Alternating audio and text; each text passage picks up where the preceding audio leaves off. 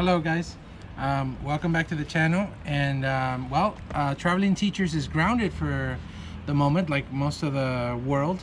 So I'm going to be doing something that I do with my students every year, regardless of their age, and I've been doing it for about 15 years now, is read them. This is the first book that we always read, which is Grandfather's Journey by an author named Alan Say, Japanese American author and illustrator. And along the way I'm going to be reading other things for you, and we're going to start off with my Alan Say collection, which is this one that I have here. And afterwards we're going to go into something else. So let's get started. Grandfather's Journey, Alan Say. This is absolutely my favorite book of all time, and I'll tell you in a minute when we finish reading it. So here we go. It says, my grandfather was a young man when he left his home in Japan and went to see the world. He wore European clothes for the first time and began his journey on a steamship. The Pacific Ocean astonished him.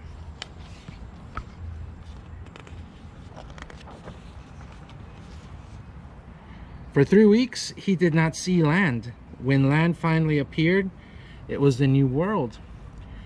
He explored North America by train and riverboat and often walked for days on end. Deserts with rocks like enormous sculptures amazed him. The endless farm fields reminded him of the ocean he had crossed.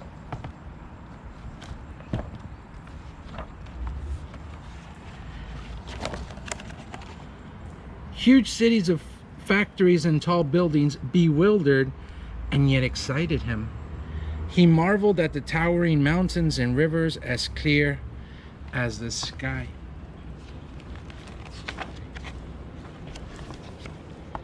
He met many people along the way.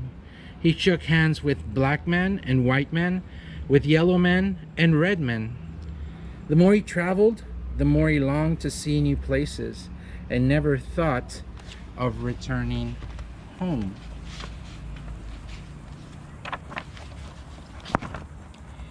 Of all the places he visited, he liked California best. He loved the strong sunlight there, the Sierra Mountains, the lonely seacoast. After a time, he returned to his village in Japan to marry his childhood sweetheart. Then he brought his bride to the new country. They made their home by the San Francisco Bay and had a baby girl. As his daughter grew, my grandfather began to think about his own childhood. He thought about his old friends.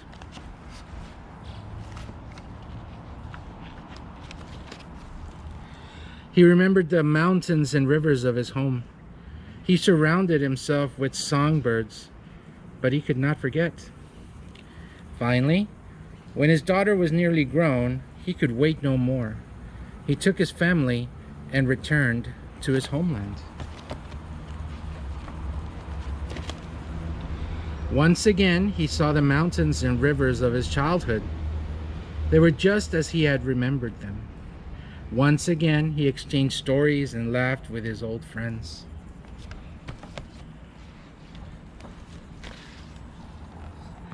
But the village was not a place for a daughter from San Francisco. So my grandfather bought a house in a large city nearby. There, the young woman fell in love, married, and sometime later, I was born.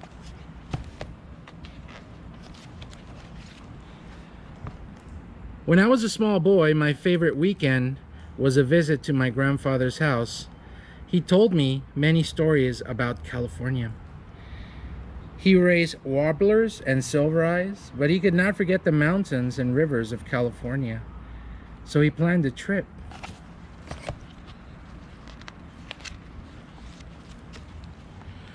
But a war began. Bombs fell from the sky and scattered our lives like leaves in a storm. When the war ended, there was nothing left of the city and of the house where my grandparents had lived.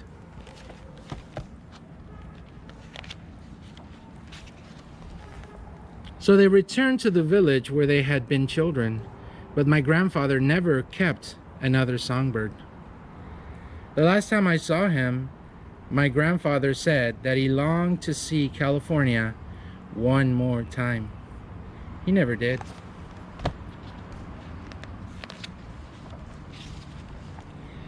And when I was nearly grown, I left home and went to see California for myself.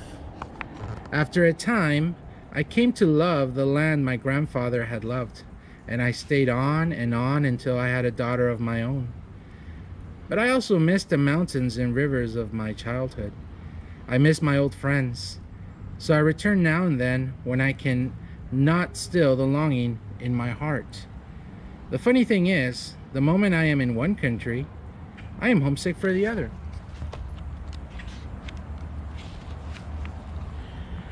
I think I know my grandfather now. I miss him very much. Alright guys, so I hope you liked Grandfather's Journey. Well, you know, very shortly, why I like this book. I read this book about probably almost 20 years ago when I first started off my career as a teacher. And the thing is that, to me, it captures the immigrant experience that many people feel, not only in the United States but elsewhere. In my case, I connected it right away to my grandfather. My grandfather, very much like this grandfather, immigrated to the United States when he was a very young man, and he saw many things. He went up to the Northeast and worked on the railroad and saw for miles and miles around just snow. So he told me all these incredible stories about his youth. He was like 16 or 17 years old. And one of the things about this book is that, you know, it doesn't matter where you come from, but the thing is that sometimes you go through love a place so much that you yearn for it. And you know, the thing with my grandfather, same thing as this grandfather, he lived in the United States and he came to Mexico, and he never saw his Texas again. And I know how it feels like. You know, in my case, I also am an immigrant, and the thing is that when I am here in Mexico, I yearn for the United States, and when I'm in the United States, I yearn for Mexico, just like the author. So guys, I really recommend that during this quarantine you guys read. You know, I think it's very good for us to be reading, especially what's going on right now in the world.